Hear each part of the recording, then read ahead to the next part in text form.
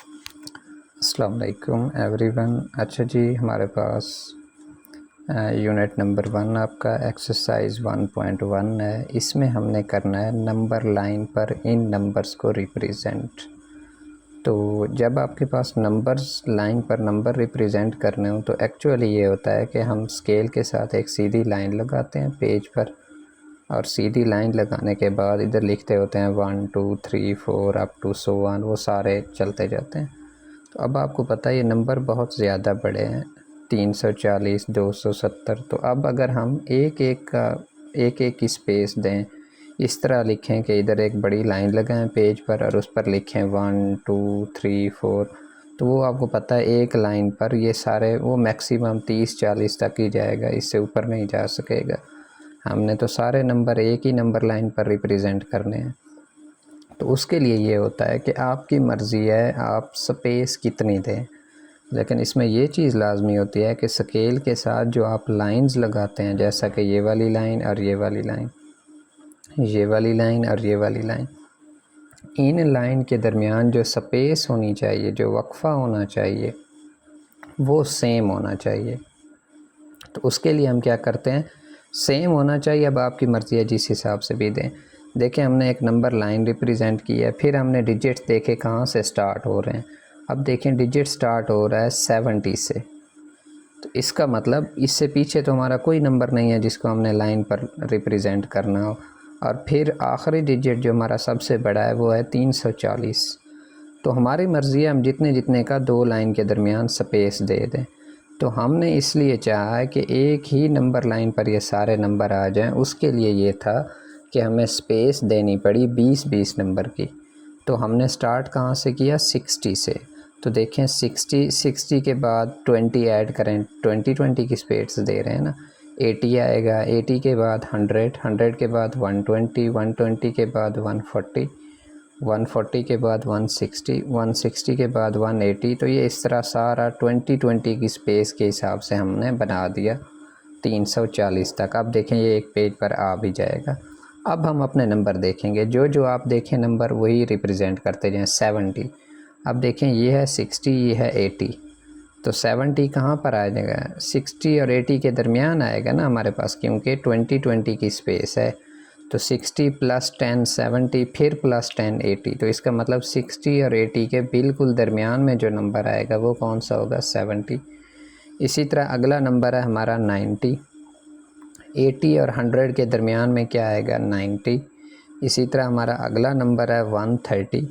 तो 120 और 140 के दरमियान जो आएगा वो कौन सा होगा, 130 होगा, क्योंकि आपको पता है 10 की स्पेस से ये आ रहा है। हमारी स्पेस टोटल कितनी है, 20 की। तो यहाँ से लेकर यहाँ तक 10 की होगी, फिर यहाँ से लेकर यहाँ तक 10 की होगी। तो ये 130 आ गया। उसके बाद हमने रिप्रेजेंट करना है 270 को। तो ये देखें ये सारी लाइन किसी काम की नहीं थी, वो तो हमने बस स्पेस 20-20 की दी हुई थी इसलिए लिख दिया। 260 और 280 के दरमियान में हमारे पास क्या आ जाएगा, 270। फिर 320 है वो तो हमारे पास कंप्लीट आ रहा है। फिर है 340, वो भी कंप्लीट हमारा 20 की स्पेस में आ रहा है। तो इस तरह आपने एरो लगाकर उन नंबर्स को रिप्रेजेंट करना होता है नंबर लाइन में, कि हमारा वो वाला नंबर जो इसने लिखा है वो कहाँ पर आ रहा है, बस वहाँ पर आपने एरो लगा देना होता है और वो नंबर लिख देना होता है जैसे इसने लिख दिया है।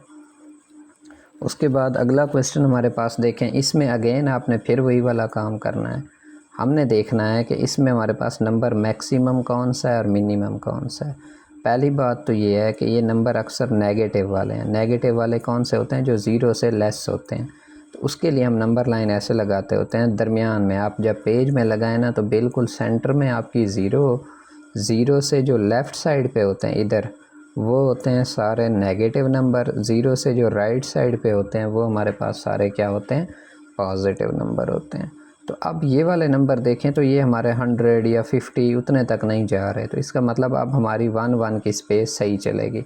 ज़ीरो के बाद देखें -1, -2, -3, -4, -5, -6। ये हमने कितने तक जाना है, -16 तक। 15.8 है ना, तो -16 तक देखें हम चले गए।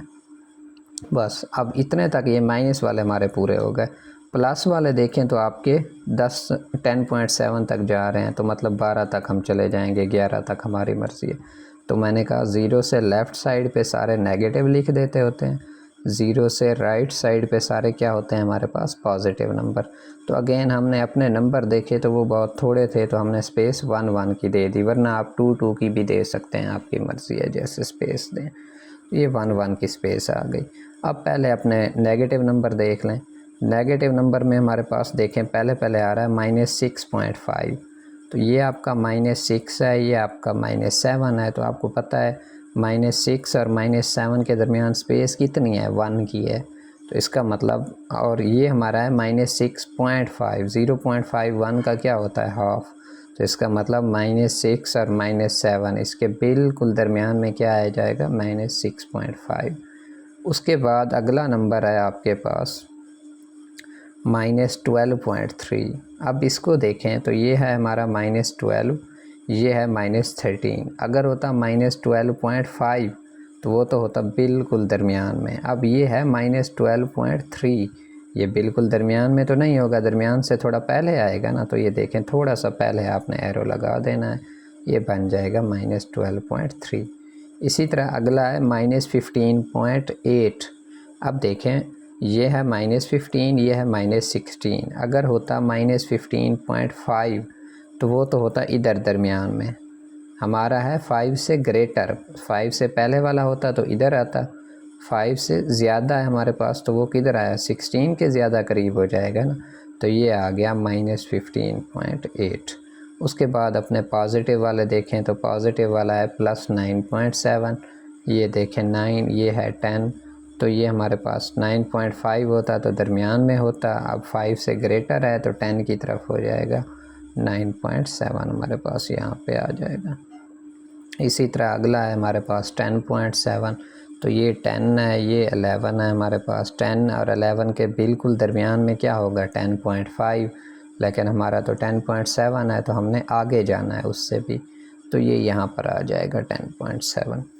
तो ये हमने 2 पार्ट किए हैं, तीसरा पार्ट आपने होमवर्क में करना है, उसमें नेगेटिव वाले नंबर अक्सर हैं मोस्टली, और फिर हमारे पास पॉजिटिव वाला एक नंबर है। इसमें भी स्पेस आपने, आपकी मर्ज़ी है 20 20 की दें, 10 10 की दें, अपने हिसाब से, अपनी शीट के हिसाब से आपने नंबर लाइन रिप्रेजेंट करनी होती है।